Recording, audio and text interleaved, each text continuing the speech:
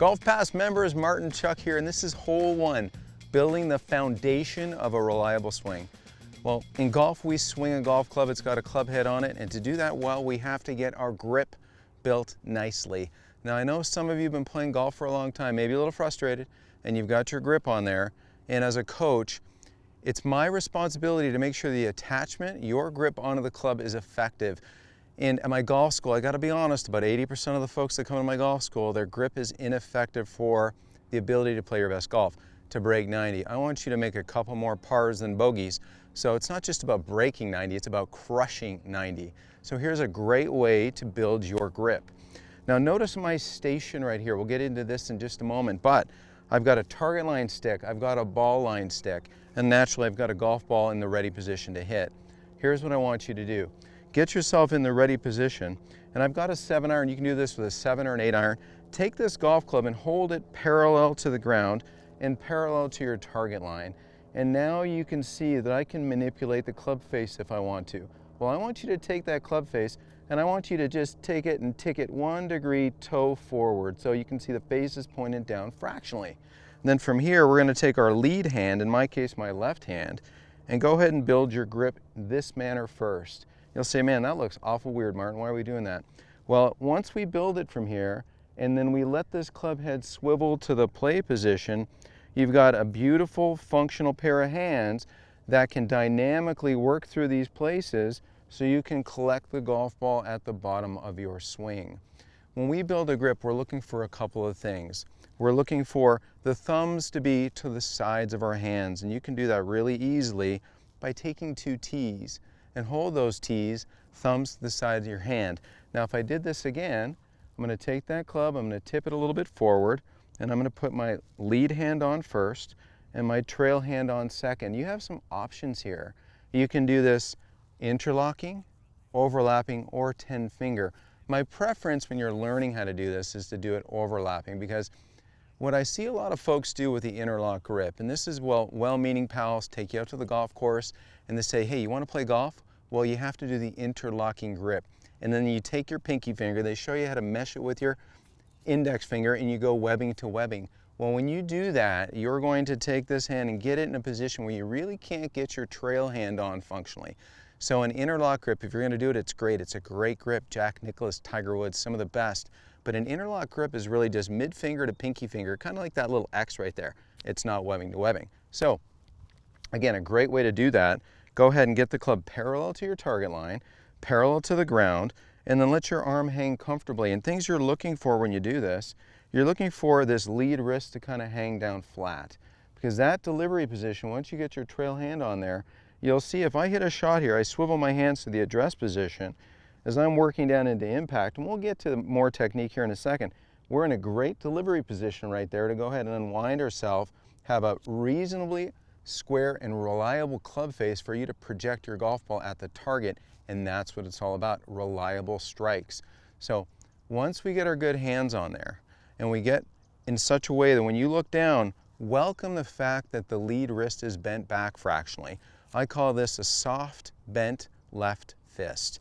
So when you look back, or lead fist, bend it back a little bit, learn how to go from this position of relaxation and comfort and swivel it in front of you. Why do so many people mess up their grip? It's really as simple as this. These are designed kind of awkwardly. They come to us on an angle, in this awkward angle right here, and you rest it on the ground. It's in a funky angle. When you put your hands on, it's really quite easy to get this along the hand rather than the proper way is across the hand. And when you grip the club and you learn how to do this the way I'm suggesting, the club is already predisposed to be across the hand rather than along the hand. Then when you relax and swivel this club in front of you, you've got that tour style bend back that you see with the great players. The V's that you've heard people talk about are pointing up to the right of your chin for the right-hand golfer, and it's going to give you a nice sense of having that soft bent left fist and then that comfortable trail hand, in my case my right hand. So when you look at my hands, my left hand is bent back at the forearm at the wrist joint, my right hand is nice and flat. Now let's talk about the structure of the arms, really important. To highlight that, let me go to one of my little things to illustrate this, and we'll do a couple of these and explain this. So you've got this colorful cord. I'm going to take this colorful cord and I'm going to attach it to my lead shoulder. Then I'm going to loop it down here onto my thumb. Well, when my arm's comfortably long, you can hear in the sound in the microphone that reel making some noise. Well, what we want to do is we want to get this lead arm with your exceptionally positioned hand, get this lead arm organized and get this lead arm on top of your pec a little bit. I see too many people that come to the golf school, their lead arm's off to the side, almost like they're going to get into a gunfight. Get this lead arm out in front of you, on top of you a little bit. Now, when you're positioned to hit a golf shot, the trail arm can be a little softer. Too many people come to me and they've got the opposite. They've got the trail arm really structured and strong and the lead arm soft. Let's get the lead arm structured and the trail arm subservient to that. So technique-wise, you can take these things, give them a try. This is what I want you to do. I want you to understand how to build that grip, how to get that lead arm nice and structured, and then we're going to show you how to walk into a golf ball so you have the best chance of letting the club swing on the circle that's going to collect the ball, touch the ground, project it where you want it to go most of the time. Let's face it, nobody hits it where they want to hit it all the time, but can we get it reliable so you can project the ball sort of at your target? After all, that's how you're going to make some bogeys and make some pars and break 90. So the structure of the grip in the arms and how we work with the trail arm, take note of this. If I put another one of these in my trail arm, look at the difference in some of these awarenesses. And I know I look a little bit like Edward Scissorhands here, but as I put one of these in my trail arm, and they're nice and colorful, and you can see what I'm doing here, when I get my good hands on the golf club, my structured lead arm, this string's as long as it could be, and if I get in the play position over a golf ball, you can see there's more of a gap with my trail arm than my lead arm.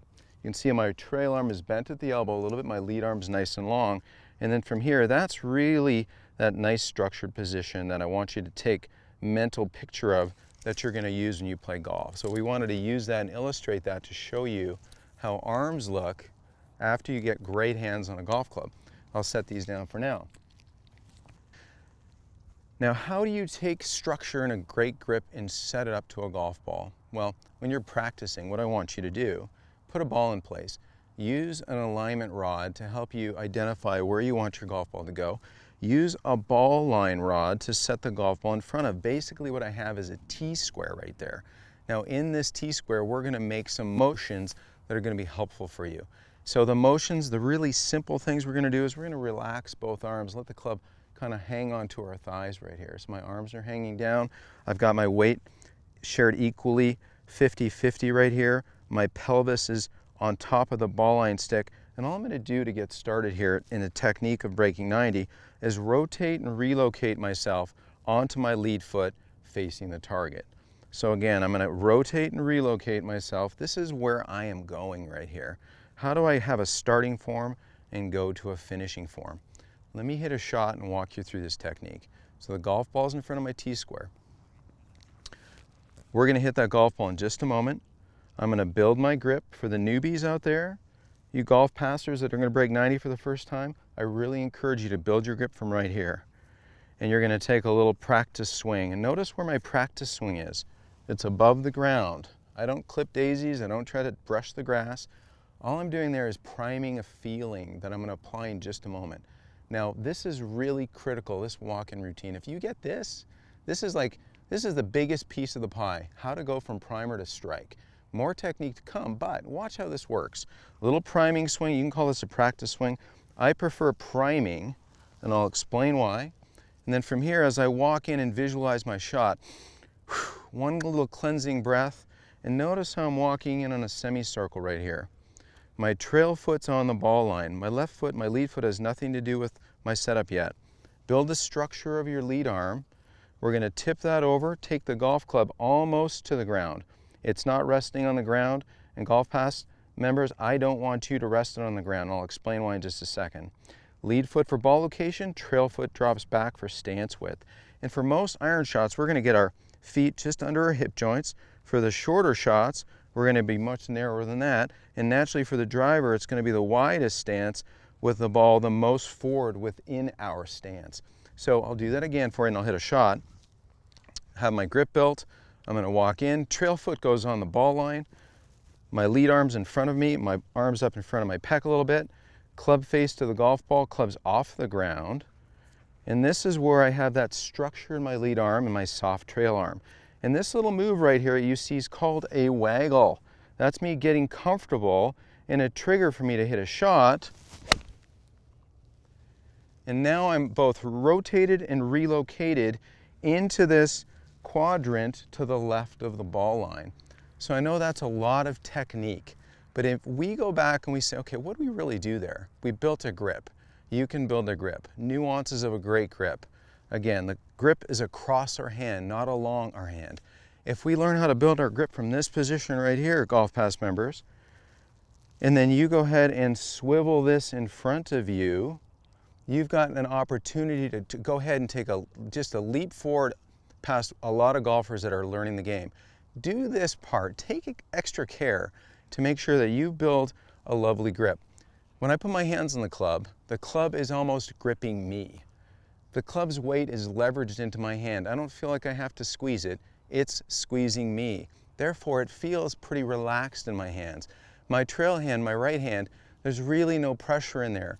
And then when you learn how to walk into the golf shot and you set your trail foot in, you set your club face and get your arm organized, and you start to settle into a golf ball, you'll see I've got some pressure left and right in my feet. That's a way of being an athlete, to have that sense of readiness that's going to help you get the golf club moving into a backswing so you can therefore collect a golf ball to have the correct shape of swing. So let's get into that right now.